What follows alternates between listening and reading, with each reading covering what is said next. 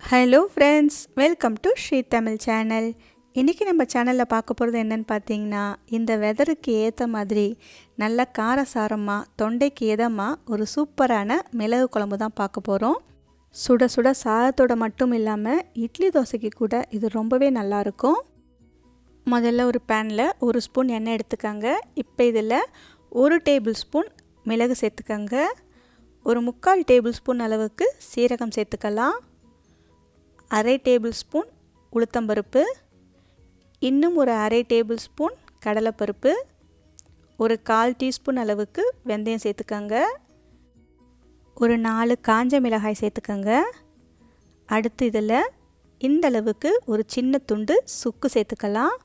இப்போ அடுப்பை நல்லா குறைச்சி வச்சு இது எல்லாமே நல்லா வறுபட்டு வாசனை வர வரைக்கும் வறுத்து எடுத்துக்கலாம். பருப்பு சீரகம் எல்லாமே நல்லா வறுபட்டு லேசாக செவந்து வரட்டும். இப்போ பார்த்திங்கன்னா இந்த அளவுக்கு நல்லா செவந்து வந்துடுச்சு. இப்போ நம்ம உடனே இதை வேறொரு மிக்ஸி ஜாருக்கு மாற்றிடுங்க. இதிலே வச்சுருந்திங்கன்னா பேனோட சூட்டிலேயே இன்னுமே அது கருகிடும். கொஞ்சம் ஆறுனதுக்கு அப்புறமா கொஞ்சமாக தண்ணி சேர்த்து இந்த அளவுக்கு நல்ல மைய அரைச்சி எடுத்துக்கோங்க. அவ்வளவுதான். அடுத்து இன்னொரு பேனில் ஒரு 3 டேபிள் ஸ்பூன் எண்ணெய் எடுத்துக்கோங்க. எண்ணெய் லேசாக சூடானதும் ஒரு 1/4 ஸ்பூன் கடுகு உளுத்தம்பருப்பு, கடுகு நல்லா பொரிஞ்சு வந்ததும் இன்னும் ஒரு 1/4 ஸ்பூன் சீரகம் சேர்த்துக்கோங்க. கொஞ்சமாக வெந்தயம் சேர்த்துக்கோங்க. இது எல்லாமே நல்லா பொரிஞ்சு வரட்டும். அடுத்து இதில் ஒரு 20லேருந்து 25 சின்ன வெங்காயத்தை தோலை உரிச்சிட்டு அப்படியே முழுசாக சேர்த்துக்கோங்க.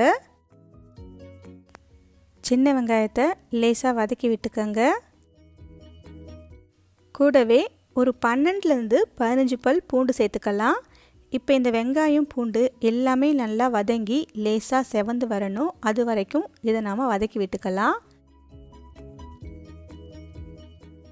இப்போ பார்த்திங்கன்னா வெங்காயம் பூண்டு ரெண்டுமே இந்த அளவுக்கு நல்லா செவந்து வந்துடுச்சு. அடுத்து நாம் 2 மீடியம் சைஸ் தக்காளியை மிக்ஸி ஜாரில் சேர்த்து நல்லா அரைச்சிட்டு அதுக்கப்புறமா சேர்த்துக்கலாம். தக்காளியை சேர்த்து ஒரு முறை நல்லா கலந்து விட்டுக்கோங்க. அடுத்து இதில் ஒரு 1/4 ஸ்பூன் அளவுக்கு மஞ்சள் தூள் சேர்த்துக்கோங்க. அடுப்பை குறைச்சி வச்சு இந்த தக்காளியை நல்லா வதக்கி விட்டுட்டே இருங்க. தக்காளி ஓரளவுக்கு வதங்கி வந்ததும் 1 டேபிள் ஸ்பூன் குழம்பு மிளகாய் தூள் சேர்த்துக்கோங்க. இப்போ இந்த குழம்பு மிளகாய் தூள் தக்காளி எல்லாமே நல்லா சேர்ந்து வதங்கி எண்ணெய் பிரிஞ்சு வரணும். அது வரைக்கும் பொறுமையாக அடுப்பை நல்லா குறைச்சி வச்சுட்டு வதக்கி விட்டுட்டே இருங்க. கொஞ்ச நேரத்துலேயே மசாலா நமக்கு எண்ணெய் பிரிஞ்சு வர ஆரம்பிக்கும். இந்த அளவுக்கு லேசாக எண்ணெய் பிரிஞ்சு வர ஆரம்பித்த உடனே நாம் ஏற்கனவே அரைச்சி வச்ச மிளகு சீரக பேஸ்ட்டு இந்த சமயத்தில் சேர்த்துக்கலாம். மசாலா சேர்த்ததும் அடுப்பை நல்லா குறைச்சி வச்சுட்டு ஒரு முறை நல்லா கலந்து விட்டுக்கோங்க. எல்லாமே நல்லா சேர்ந்து வர மாதிரி ஒரு முறை கலந்து விட்டால் போதும். மசாலா எல்லாமே சேர்ந்து வந்ததுக்கப்புறமா ஒரு எலுமிச்சை அளவுள்ள புளியை தண்ணியில் நல்லா கரைச்சிட்டு அதுக்கப்புறமா சேர்த்துக்கோங்க. அடுத்து குழம்புக்கு தேவையான அளவு தண்ணியும் இந்த சமயத்தில் சேர்த்துக்கோங்க. தண்ணி சேர்த்து நல்லா ஒரு முறை கலந்து விட்டுக்கோங்க. ஒரு 2 கப்லேருந்து 3 கப் வரைக்கும் நீங்கள் தண்ணி சேர்த்துக்கலாம் உங்கள் கன்சிஸ்டன்சிக்கு ஏற்ற மாதிரி. அடுத்து தேவையான அளவு உப்பு சேர்த்துக்கோங்க. குழம்பு லேசாக கொதிக்க ஆரம்பித்த உடனே 1 டேபிள் ஸ்பூன் வெல்லம் கண்டிப்பாக சேர்த்துக்கோங்க. இப்போ அடுப்பை மீடியம் லோ ஃப்ளேமில் வச்சு இந்த குழம்பு நல்லா கொதித்து எண்ணெய் பிரிஞ்சு வர வரைக்கும் இதை நாம் கொதிக்க விட்டுக்கலாம். இந்த அளவுக்கு குழம்பு எண்ணெய் பிரிஞ்சு வரத்துக்கு ஒரு 15லேருந்து 20 நிமிஷம் வரைக்கும் ஆகும்.